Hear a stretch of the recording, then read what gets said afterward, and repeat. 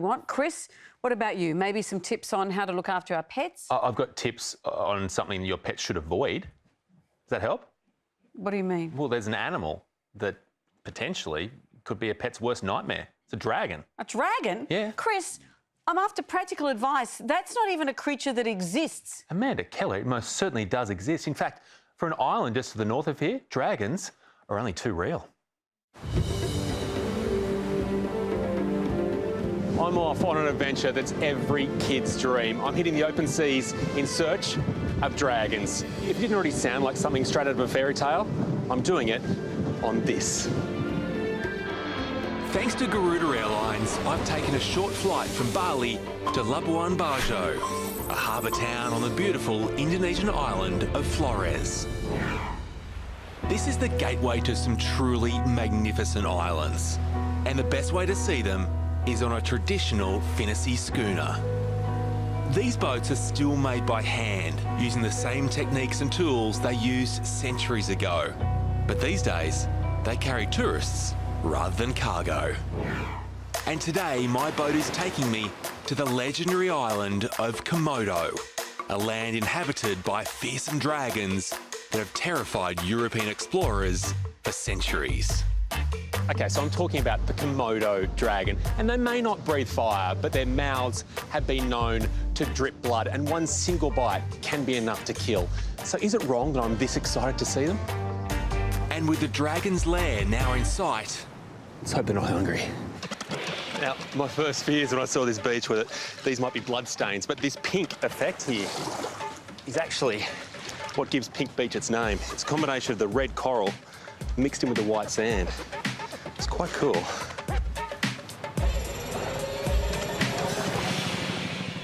now we've arrived in dragon's territory, I'll need to watch my back. These animals are ambush hunters, and yes, they have eaten humans. Their saliva is believed to be so toxic that one bite could lead to a lingering death caused by loss of blood. So Guide Victor, with his pronged stick, is here to make sure I don't turn into prey. First stop, the main village of Komodo, where dragons outnumber people and roam the streets at will. This is a fisherman village, Chris. Fishermen? Yeah. They seemingly get forced to the very edge of the national park by the dragons. That's true, actually. They live together with Komodo dragons. There is no fence around to protect the village anyway. Wow. That's why dragons come down to the village. When your neighbour is an apex predator, it makes good sense to build your home up on stilts. But I want to find out just what the locals do when a dragon comes a-knocking. What's it like to live with the dragons all around you? Takut. We are afraid, of course. So what we do is that we're going inside the house and close the door and make sure dragons will not go inside the house. Really? Yes. And it's a good idea to hide your goat, because few animals are more persistent than a hungry Komodo dragon. If you've ever had any doubt about the effect that dragons have on every single part of life in Komodo, check out these graves. They're covered in rocks and concrete. It's to stop the dragons burrowing in and eating the dearly departed. It's morbid, but just shows dragons are all over this island. And as we head inland to dragon territory, it pays to remember that these pack hunters can be pretty fast when they're peckish. These reptiles use a combination of their teeth and massive tails to wipe out their prey. So I'm hoping that Victor is good with that stick, because it appears we've caught a dragon's eye. Can you stay back here? Slowly, don't run, okay? At what point do we get worried here? Okay, let's stay back.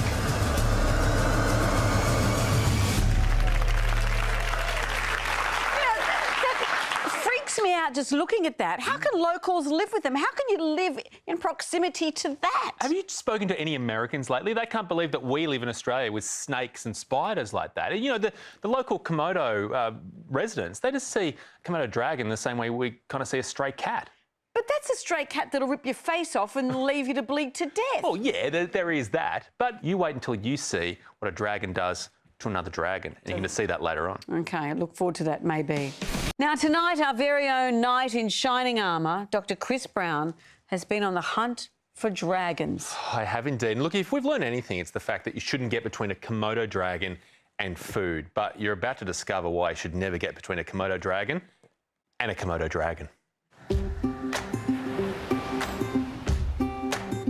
My guide Victor and I have headed deep into the middle of Komodo Island in search of one of the deadliest animals in the world, the Komodo dragon. And we've found him.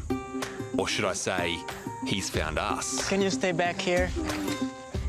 Slowly, don't run, okay? Luckily, this guy just wanted to check us out.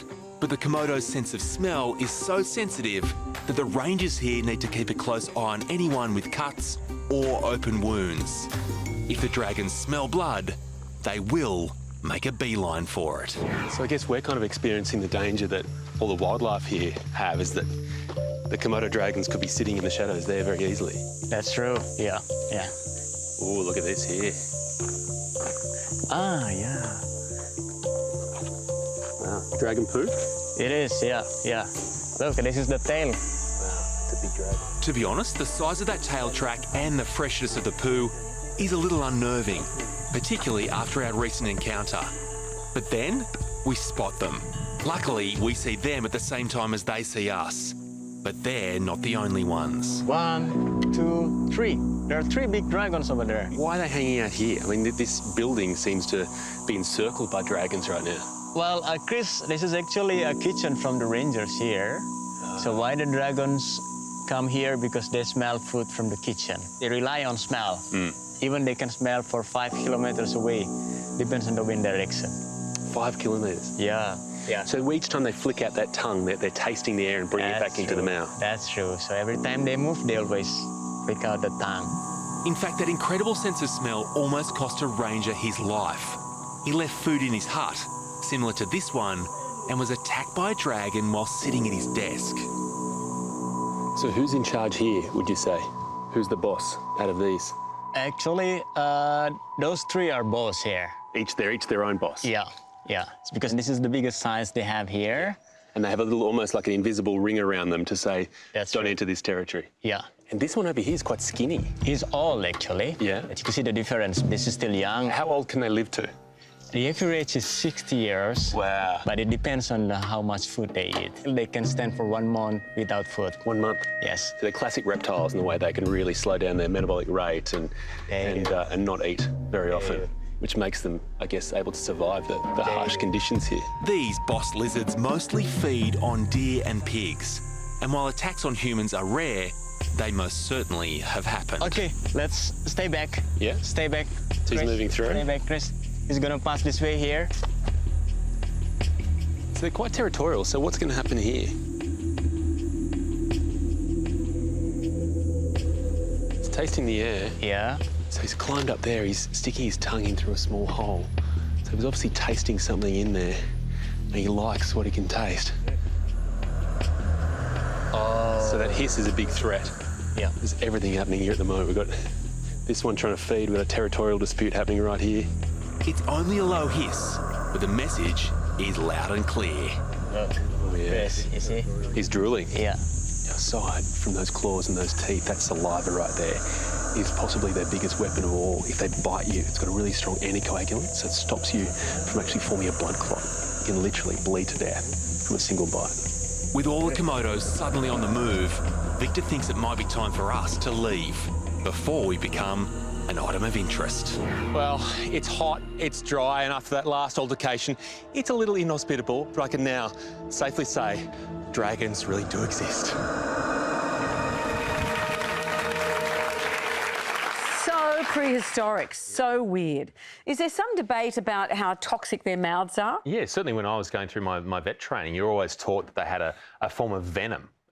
In the way that they could actually unleash these bacteria around your body, and that way you'd actually die from the infection over a number of days. But the latest thinking is that their saliva contains an anticoagulant, so you just keep on bleeding, and the problem is that blood that keeps on dripping out of your leg, for example, just attracts more and more dragons, and that's what ultimately would finish you off. But the anticoagulant may actually have a secondary effect. A lot of medical researchers are looking at it as a potential new treatment for, say, heart disease or stroke. to make sure your blood doesn't clot unnecessarily, because it's so effective at preventing blood clots from forming. I love that you learned that at vet school. Did you see many of them in Bondi? Quite often, yeah. Remind me not to get one as a pet though, Chris.